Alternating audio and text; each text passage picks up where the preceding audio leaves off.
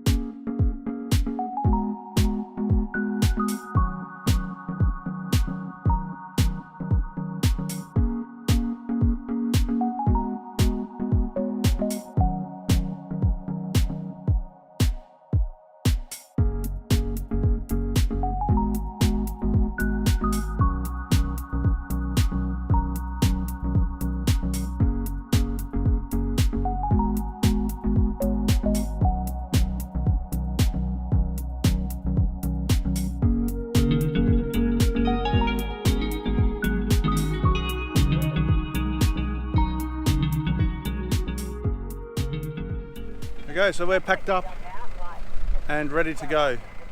So we're going to head south from here and probably run into Seabird, and then head inland and maybe do the bit of the Moore River. So beautiful day, people are out fishing, and yep, but time to go. So catch you on the road.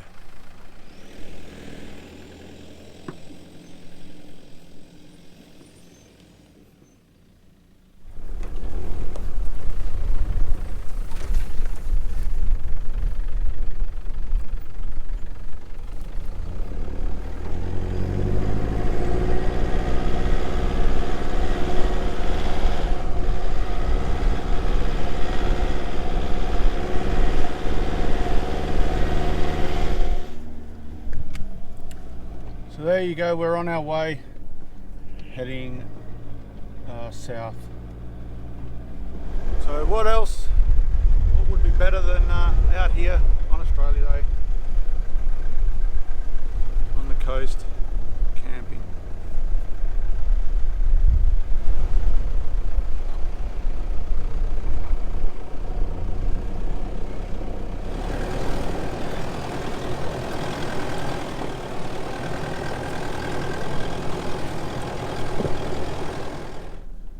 We're about 3/4 of the way to Seabird. These tracks are a little tight and scratchy. You've got to not be bothered about touching trees. I don't know if you can hear it all screeching, but other than that, they're pretty easy going tracks.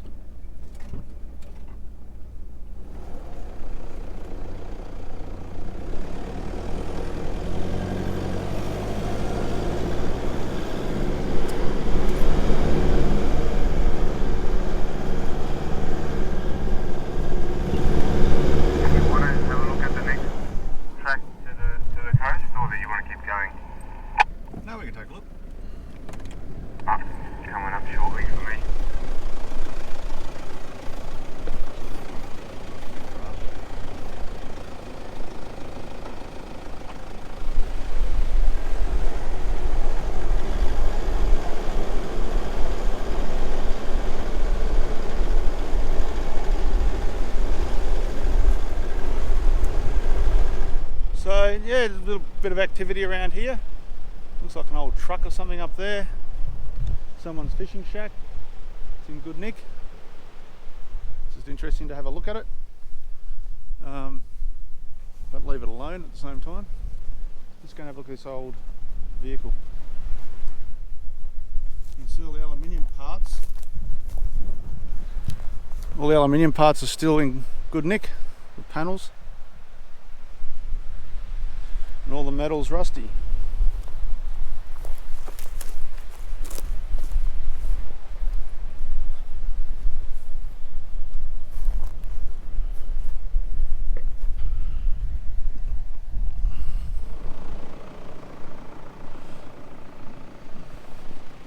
Doesn't look to be anyone at this shack.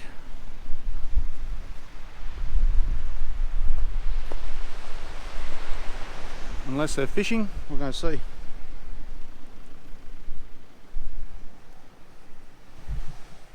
Doesn't look to be anybody.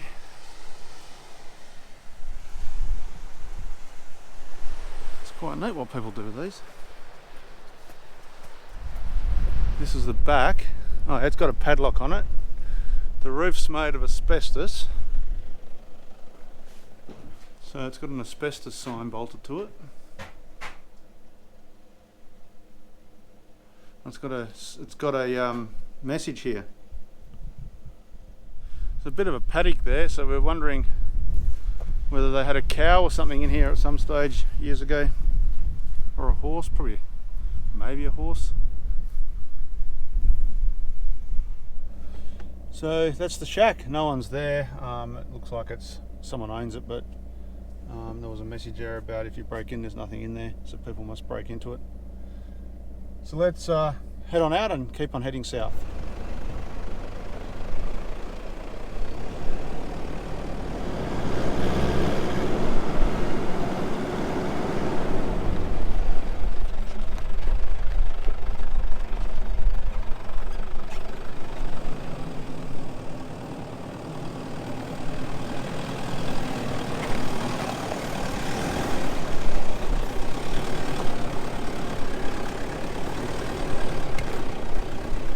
Pretty tight in here, so definitely pinstripe country.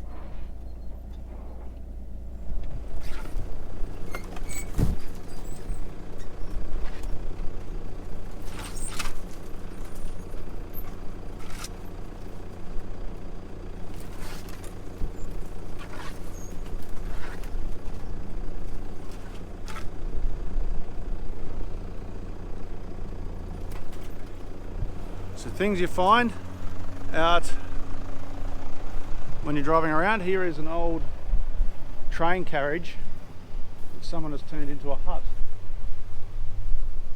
Another old train carriage, and we're just right on the beach.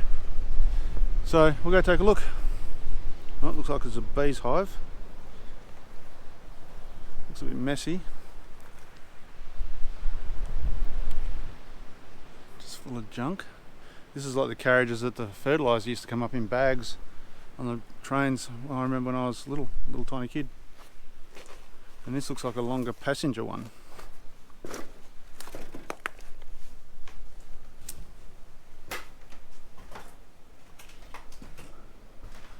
Kitchen up this end.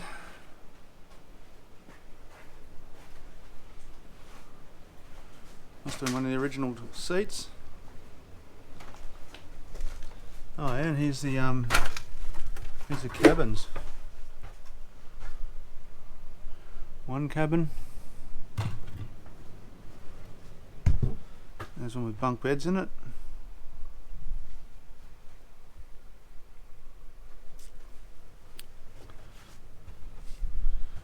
It's like a double bed cabin.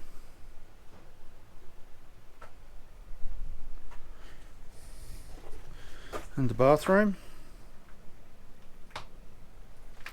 Comes up the toilet at the end.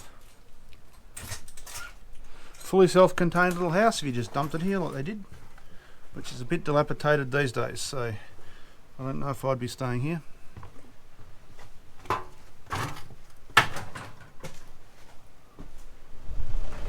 So there's an abundance of shacks along here, and this one's pretty beat up.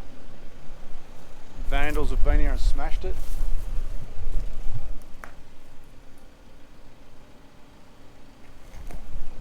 And then there's another one of those train carriages over there, so we'll take a look around.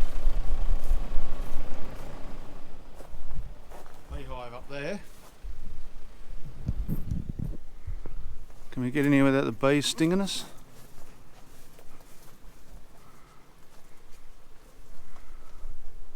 A beehive. Oh, there's another door through there, so we'll get out of the way of the bees and go the other way around. Looks like it's all fell in. Oh, we'll just look through the window, I think. There's only a couple of rooms in here anyway.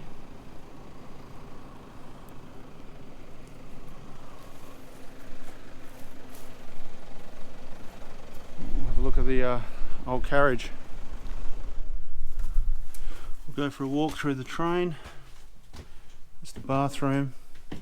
And you got this little narrow passage, and in each one of these is a cabin.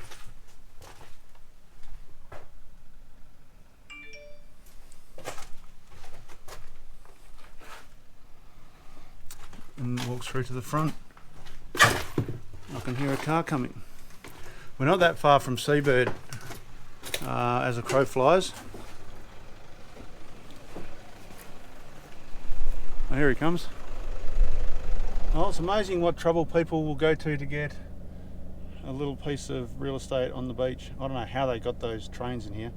They must have made up some sort of jinker and used a tractor and pulled them in on better roads than we've been using. But they're pretty long, so you couldn't really turn corners with them. Yeah, interesting. Don't know how long ago they were put there, but they're not too good a nick now. So okay, we'll get going.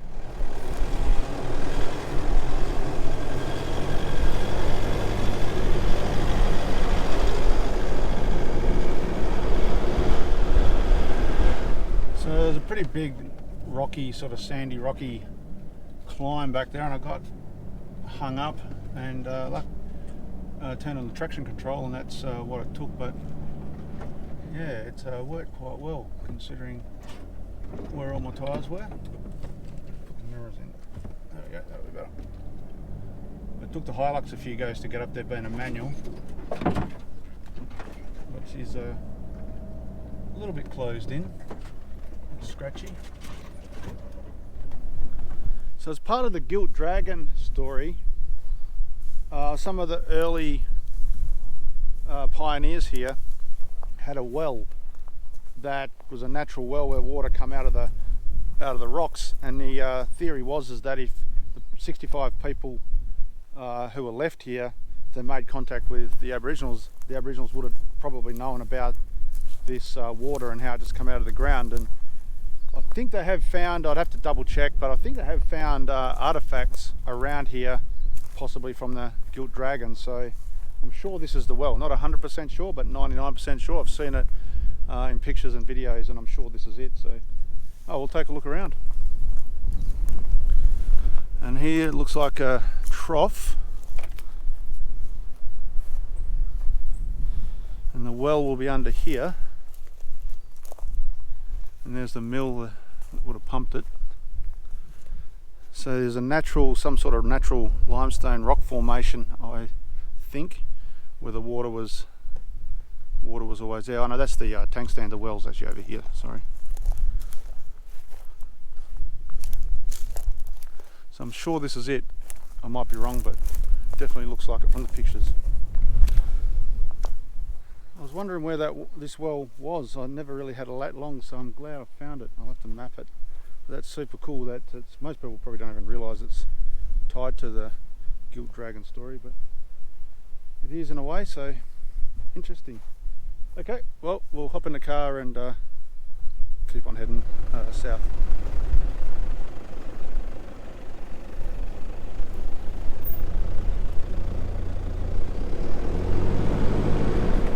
So we're coming up to Seabird, I believe. I can see some trees and pines and Norfolk pines.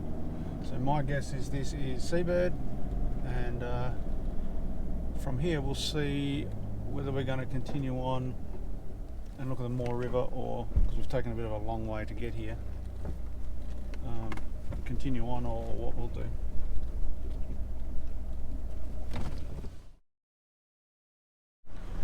So I'm at the turn off to the Moore River tracks on the other side of a place called the Seabird Turnoff, and it's pretty busy. Been Australia Day. There's a heap of four guys here. There's still quite a few.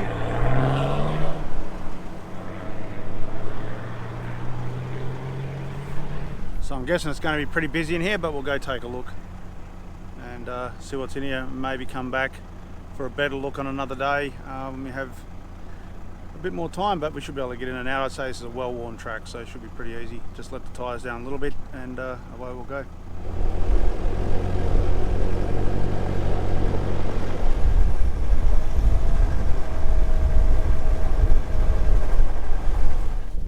So we're just coming up to the edge of the Moore River Reserve. We've got to make our way through that to get to the river.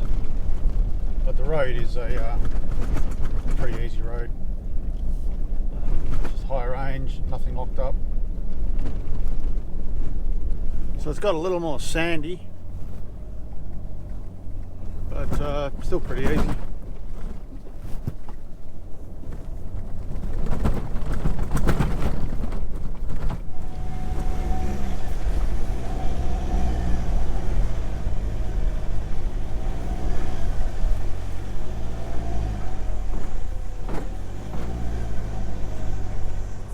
So this is the Moore River. You can see it's just flowing through there. There's a bunch of cars behind the camera going through that water. And I think you just can play around in this whole river section. So we'll go take a look. So this is the crossing to the other side. Then there must be tracks all around the place.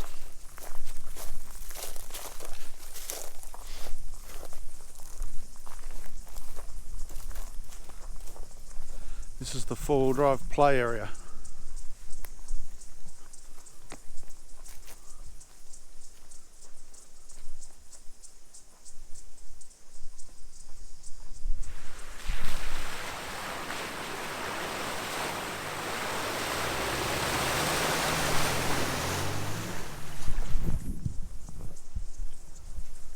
It's flowing that way from here.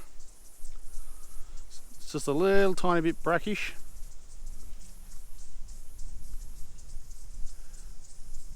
But nice spot.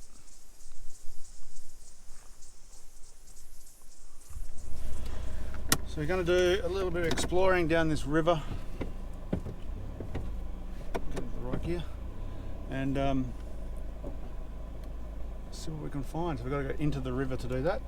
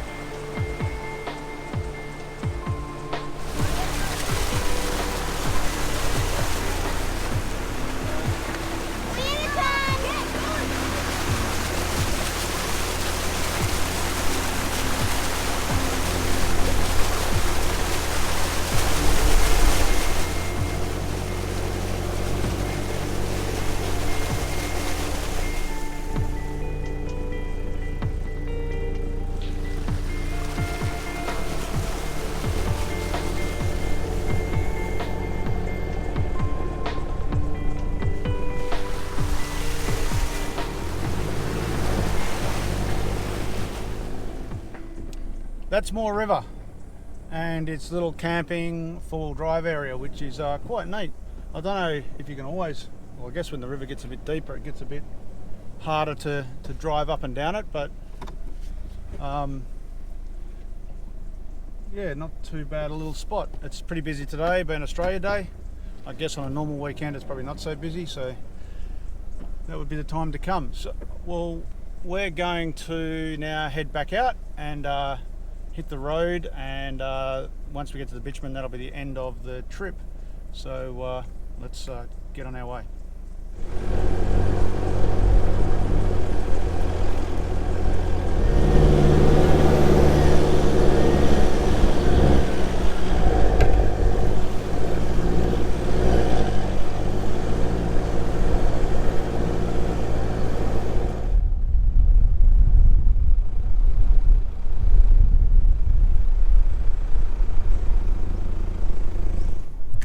So we'll stop and air up here. So get the compressor up.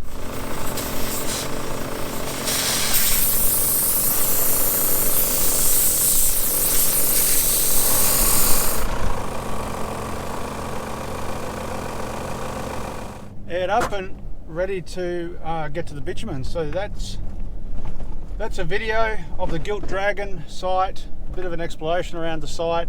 Some other bits linked to the Gilt Dragon, like the well or the water hole, and then a quick trip down into Moore River just to take a quick look. So, well, I hope it was worth watching, and I'll catch you on the next one.